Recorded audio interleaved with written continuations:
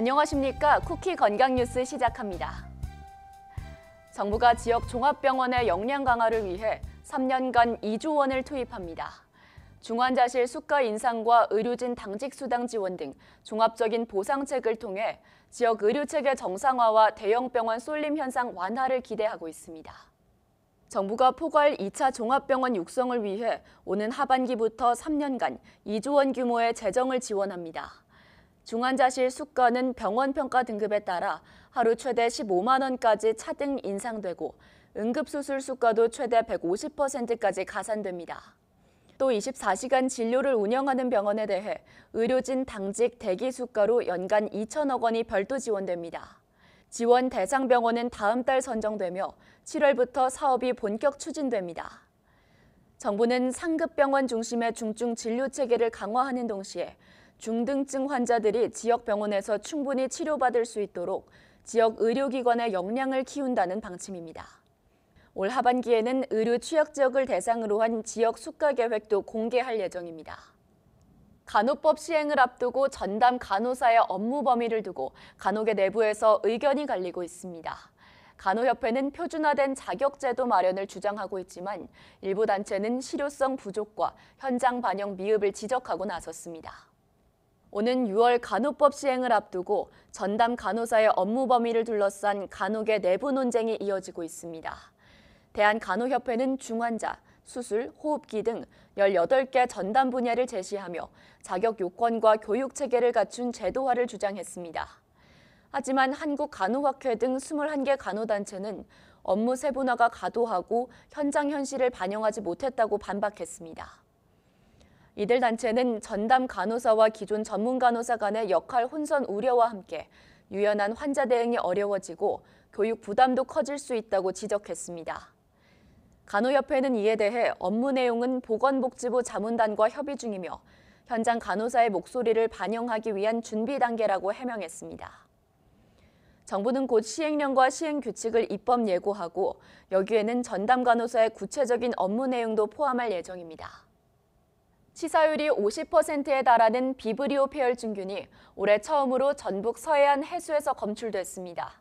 전문가들은 해마다 검출 시기가 빨라지고 있다며 고위험군에 각별한 주의를 당부했습니다. 전북자치도 보건환경연구원은 전북 서해안 해수에서 비브리오 폐혈증균이 올해 처음 검출됐다고 밝혔습니다.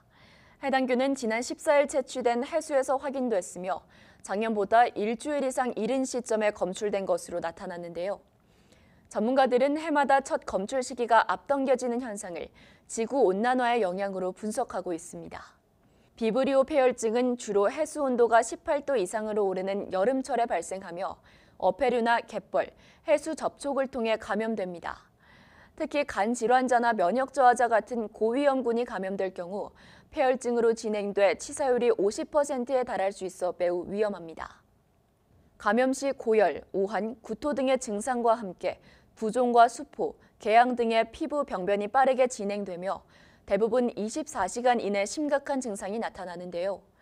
전북도는 4월부터 10월까지 군산, 고창, 부안 등 서해안 지역을 중심으로 비브리오 유행 감시 사업을 매주 진행할 계획입니다. 전문가들은 어패류는 반드시 85도 이상에서 조리하고 5도 이하에서 저온 보관해야 하며 바닷물에 손이나 피부 상처가 닿지 않도록 주의해야 한다고 권고했습니다.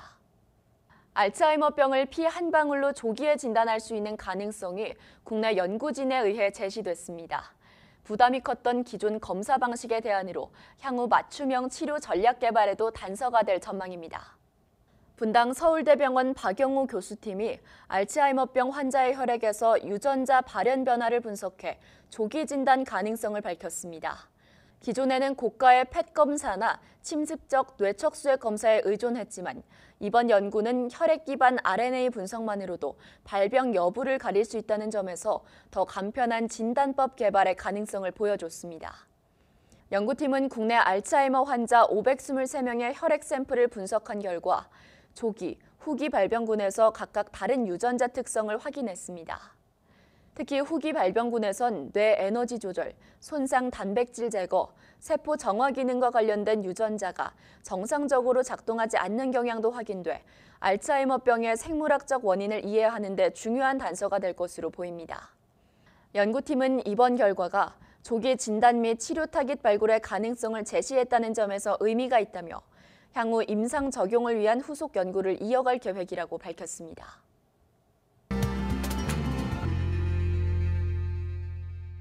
이어지는 코너 건강 톡톡입니다. 내 몸을 지키는 건강 관련 유익한 정보들 알기 쉽게 풀어드리는 시간인데요. 하나씩 살펴보시죠. 우리가 흔히 여자가 남자보다 오래 산다는 말 많이 하죠. 실제로 100세 이상 인구 10명 중 8명 이상이 여성이라고 하는데요. 여성들은 왜 더 오래 살까요? 여성의 장수 비결과 건강한 장수를 위한 생활 습관을 짚어보겠습니다. 전 세계적으로 남성보다 여성의 기대 수명이 평균 6년 더 길다고 합니다. 100세 이상 인구 중 85%가 여성, 110세 이상에서는 무려 90%가 여성이라고 하는데요. 이렇게 여성들이 오래 사는 데에는 어떤 이유가 있는 걸까요? 여성들이 오래 사는 첫 번째 이유, 생물학적 요인입니다. 여성 호르몬 에스트로겐은 혈관 건강을 보호하고 항산화 효과가 뛰어나 노화를 늦추는 역할을 하는데요. 또 여성이 가진 X염색체는 뇌를 보호하는 기능을 해 치매 위험을 낮추는 효과도 있다고 합니다. 그리고 할머니 가설이라는 흥미로운 이론도 있는데요. 진화론적 관점에서 보면 여성은 손주를 돌보는 과정에서 생식 후에도 오래 생존해야 할 필요가 있었다는 가설인데요. 할머니가 손주를 양육함으로써 가족 전체의 생존율을 높이는 데 기여하고 딸이 더 많은 자녀를 가질 수 있도록 돕는다는 이론입니다. 여성이 남성보다 더 건강한 생활 습관을 유지하는 것도 중요한 이유입니다. 여성들은 자녀, 배우자, 부모를 돌보는 역할을 하며 그런 과정에서 병원을 더 자주 방문하고 건강 관리에 신경을 많이 쓰죠. 반면 남성들은 흡연과 음주, 위험한 행동을 하는 경우가 많아 건강에 더 취약하다고 합니다. 또 여성들은 사회적 관계를 더 잘 유지하는데요. 연구에 따르면 사회적 연결이 부족하면 하루 15개비의 담배를 피우는 것만큼 건강에 해롭다고 합니다. 이처럼 여성들은 사회적으로 더 활발하게 교류하며 정서적인 안정과 건강을 함께 챙기는 경향이 있죠. 그렇다면 장수를 위해 가장 신경 써야 할 부분은 무엇일까요? 최근 연구에 따르면 체중이 5% 이상 줄어든 여성은 90세 이상 생존율이 크게 감소한다고 합니다. 특히 비의도적인 체중 감소는 건강에 심각한 영향을 미칠 수 있는 만큼 꼭 주의하시기 바랍니다. 자, 그럼 이제 건강한 장수를 위한 필수 습관들을 체크해 볼까요? 오래 건강하게 살기 위해서는 생활 습관이 가장 중요한데요. 너무 당연한 얘기지만 규칙적인 운동과 균형 잡힌 식사를 실천하고 충분한 수면을 취하며 금연과 절주를 하는 게 필수입니다. 그리고 무엇보다 사회적 관계를 잘 유지하는 것도 장수의 핵심이라고 하네요. 앞서 말씀드린 대로 여성이 남성보다 오래 사는 이유는 단순히 유전적인 문제 때문만은 아닙니다. 건강한 생활 습관, 체중 관리, 그리고 사회적 관계 유지 등이 장수의 중요한 비결이라는 사실을 잊지 마시고요. 혹시 체중이 급격하게 줄었다면 반드시 병원에 가보시고 정기적인 건강검진은 필수. 삶을 긍정적으로 바라보는 태도도 건강한 장수를 위한 핵심 요소라는 거 꼭 기억하시기 바랍니다. 자, 다음 건강 톡톡 확인하시죠. 달고 열량 높은 음식을 많이 먹는 요즘 청소년들. 배가 고파서라기보다는 스트레스가 풀리고 입이 심심해서라고 하던데요. 이들 청소년 10명 중 3명은 비만군에 속합니다. 그런데요, 비만인데다 음식 중독 증상까지 겹칠 경우 정서와 행동 발달에 더 큰 문제를 보인다는 연구 결과가 나왔는데 알고 계신가요? 한림대 연구팀이 과체중 이상인 아동 청소년 224명을 대상으로 조사했더니 5명 중 1명꼴로 음식 중독 위험군으로 나타났다는데요. 무엇이 문제인지 자세히 살펴드릴게요. 음식 중독은 알코올이나 약물 중독처럼 음식에 중독되는 형상을 말합니다. 특정 음식을 조절하지 못하고 강박적으로 섭취하는 행동을 보이죠. 그리고 이걸 끊으면 초조, 불안 같은 금단 증세가 나타납니다. 음식 중독 증상이 있는 아이들은 단순 비만보다 불안과 우울 점수가 높게 나타나는데요. 음식 중독으로 인해 행복 호르몬과 쾌락 호르몬의 균형이 깨지면 만성적 우울감에 빠질 가능성이 높아진다고 합니다. 불안, 우울만이 문제가 아닙니다. 규칙 위반이나 공격적인 행동을 더 많이 보인 반면 학업 수행 능력은 크게 떨어졌습니다. 뿐만 아니라 음식 중독 고위험군에 해당하는 아동들은 자존감이 낮고 가족 간의 정서적 교류나 지지 등의 가족 기능도 낮았는데요. 이런 감정 행동 문제는 음식 중독 증상이 많을수록 자극적인 음식을 자주 찾을수록 심해지는 경향을 보였다고 하네요. 도대체 무엇 때문에 이런 현상이 발생한 걸까요? 단순 식습관 문제일까요? 물론 식습관의 영향을 빠뜨릴 수는 없습니다. 아이들은 부모나 학교 환경의 영향을 많이 받잖아요. 그래서 부모나 친구들의 식습관, 학교에서 제공되는 음식 등이 음식 중독에 영향을 미칠 수 있습니다. 예를 들어 부모가 자주 외식을 하거나 건강하지 않은 음식을 자주 제공하는 가정에서 자녀가 비만 관련 문제를 겪을 확률이 높고 그게 중독으로 이어질 가능성도 있는 거죠. 그리고 수면 장애도 영향을 미칠 수 있는데요. 불규칙한 수면 습관은 폭식을 유발하고요. 음식을 많이 먹으면 다시 잠에 들지 못하게 되면서 악순환이 반복됩니다. 그리고 음식을 쉽게 구할 수 있는 환경 역시 우리를 음식 중독으로 이끌었다는데요. SNS, 먹방 등의 인기로 다양한 음식이 시청각적으로 많이 노출되고 유행하는 음식을 자주 접하게 되면서 식욕이 올라갑니다. 눈에 보이니 식욕이 돋고 식욕이 돋으니 먹게 되는 거죠. 마지막으로 가공된 음식을 먹는 것도 음식 중독을 일으킬 수 있는데요. 특히 단맛을 가진 음식은 뇌에 신호를 전달해 도파민과 세로토닌이 만들어지고 행복감을 느끼게 합니다. 이렇게 음식을 통한 행복 호르몬 분비가 반복되면 결국 내성이 생겨서 더 많은 단 음식을 원하게 되고 결국 몸은 점점 더 자극적인 음식을 찾게 되는 거죠. 그렇다면 내가 혹은 자녀가 음식 중독인 것을 어떻게 알 수 있을까요? 몇 가지 설문으로 음식 중독을 간단하게 파악해 볼 수 있습니다. 먹기 시작하면 멈추기 힘들다. 배가 아프거나 아플 때까지 먹는다. 하루 종일 먹는다. 특정 음식을 줄이거나 먹지 않았을 때 화가 나거나 아팠다. 이외에도 20문항 정도가 더 있습니다. 각 항목별 빈도에 따라 점수를 매겨 음식 중독군, 음식 중독 위험군, 그리고 정상군으로 분류되는데요. 자세한 설문 항목과 내용은 질병관리청 홈페이지를 통해 확인할 수 있으니 참고하시고요. 만약 확인 결과 음식 중독 위험군이나 중독군에 해당된다면 정확하게 진단받은 후에 치료 관리 들어가셔야 되는데요. 치료는 병원에서 잘 알려드릴 테니 저는 중요한 관리법만 알려드릴게요. 음식 중독은 고지방, 고열량, 고자극 등의 음식을 조절하지 못하고 강박적으로 섭취하는 증상인 만큼 식단 개선과 적절한 운동, 그리고 스트레스를 조절하는 활동이 병행돼야 합니다. 이 중 가장 중요한 것이 식단 관리입니다. 모두가 잘 알고 있지만 실천하기 참 어렵죠. 그래서 비교적 실천하기 어렵지 않으면서도 효과가 좋은 식단 관리 중 하나를 추천해 드릴게요. 하버드 건강한 식사법이라고 들어보셨나요? 하버드에서 제시한 방법인데요. 하나의 접시에 한 끼를 모두 담아 먹는 식단 관리법입니다. 먼저 접시의 절반은 과일이나 채소로 채웁니다. 남은 절반은 다시 반으로 나눠 한 곳에는 잡곡밥, 현미와 같은 통곡물을, 남은 부분엔 두부, 달걀, 콩, 우유, 생선 등 양질의 단백질을 담는 겁니다.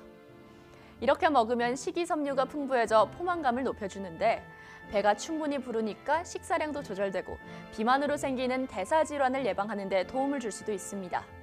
이때 하루 3끼 규칙적으로 먹는 것이 중요하고요.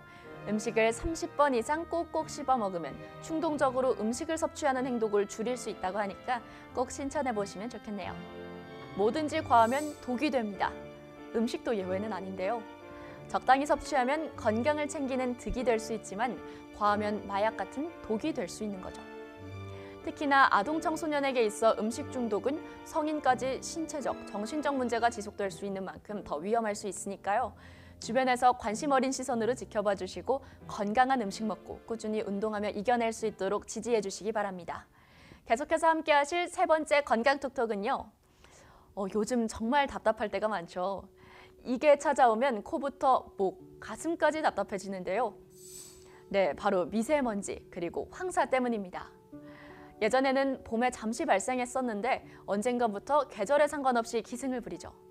심한 날에는 하늘이 온통 뿌옇거나 누렇게 뒤덮여 환기조차 꺼려질 정도인데요.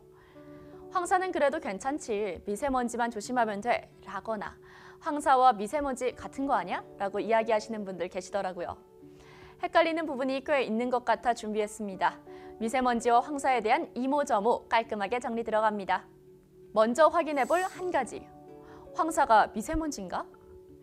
사실 황사, 미세먼지, 초미세먼지는 대기 중에 존재하는 입자상 물질이기 때문에 육안으로 볼 때 잘 구분이 안 되지만 분명한 차이가 있습니다. 황사는 한자 이름 그대로 노란 모래입니다. 즉 자연적으로 발생한 모래먼지죠.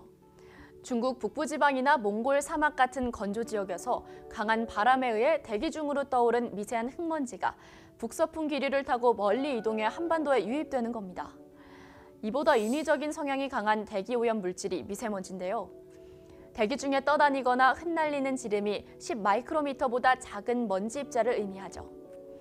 미세먼지뿐만 아니라 2.5마이크로미터보다 작은 초미세먼지도 자동차 배기가스나 산업 공정 등에서 발생한 공해 물질이기 때문에 유해 화학 물질이 주로 포함되어 있습니다. 대기 오염 물질이 공기 중에 반응해 만들어진 황산염과 질산염이 절반 이상을 차지하고 화석 연료를 태우는 과정에서 발생하는 탄소류와 지표면 흙먼지 등에서 발생하는 광물로 구성된다는데요. 정리하자면 황사는 자연 발생적인 모래먼지, 미세먼지는 인위적인 공해 물질, 황사와 미세먼지는 엄연히 다른 존재입니다. 그렇다면 여기서 또 다른 의문이 드실 겁니다. 황사는 흙먼지고 미세먼지가 공해 물질이면 그래도 자연적으로 발생하는 황사보다 미세먼지가 더 유해하지 않을까? 결론부터 말씀드리면 미세먼지가 좀 더 위협적인 건 맞는데 그 이유를 발생 원인이 아닌 입자 크기에서 찾을 수 있습니다. 황사는 입자 크기가 1에서 1000 마이크로미터 상대적으로 크기 때문에 주로 상부 호흡기에서 걸러지죠. 때문에 발병 질환의 범위가 주로 천식, 기관지염 등 호흡기 질환, 눈병, 알레르기, 피부 질환을 유발하는 데 그치는 경우가 많습니다. 하지만 크기가 10 마이크로미터보다 작은 미세먼지는 기관지까지, 2.5 마이크로미터 이하인 초미세먼지는 폐 조직 내 허파과리까지 침투할 우려가 있는 거죠. 크기가 작아 폐 깊숙이 침투해 호흡기 질환뿐만 아니라 심혈관계 질환까지 이어질 수 있어 황사보다 더 위협적일 수 있는데요. 그렇다고 황사가 더 낫다는 의미는 아닙니다. 황사가 한반도에 유입되는 과정에서 각종 공해 물질이 뒤섞이게 되기 때문에 황사가 한반도를 덮치면 대기 질이 나빠지고 미세먼지 농도가 올라가게 되거든요. 한마디로 황사 역시 미세먼지와 마찬가지로 건강에 매우 좋지 않다. 사실 모두가 아는 사실이긴 한데 한 번 더 정확하게 강조해드리는 이유가 있습니다. 황사와 미세먼지가 주로 기승을 부리는 때가 있잖아요. 날이 차츰 따뜻해지는 봄철, 3월부터 5월까지가 가장 심한 시기로 알려져 있는데 봄철 잠시 왔다 가는 줄 알았던 황사도 이제는 계절 구분이 없어졌죠. 눈으로 덮여 있어야 할 황사 발원지가 맨땅이 드러나 겨울에도 황사 소식이 날아드는 건 물론 가을에도 종종 들리고요. 미세먼지는 언제부턴가 사계절 구분 없이 시도 때도 없이 언습하고 있어 심히 우려되는데요. 우리 앞날을 황사, 미세먼지와 같이 살아야 한다면 좀 더 건강 챙길 수 있는 방법을 고민해야겠죠. 몇 가지만 살펴드릴게요. 가장 좋은 방법은 황사나 미세먼지 농도가 높을 때 외출을 자제하는 겁니다. 황사 때 우리가 숨을 쉬면서 들이마시는 먼지는 평상시에 약 3배 정도가 되고요.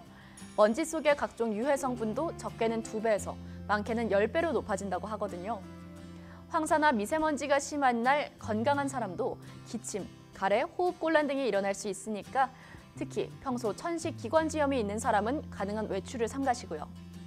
부득이하게 외출하실 때는 KF80 이상의 보건용 마스크를 착용하시고요. 외출 후 돌아오면 깨끗이 씻어 몸에 남아있는 황사와 미세먼지를 제거하고 눈이 따갑거나 이물감이 느껴지면 눈을 비비지 마시고 인공 눈물이나 세안액을 사용하시기 바랍니다.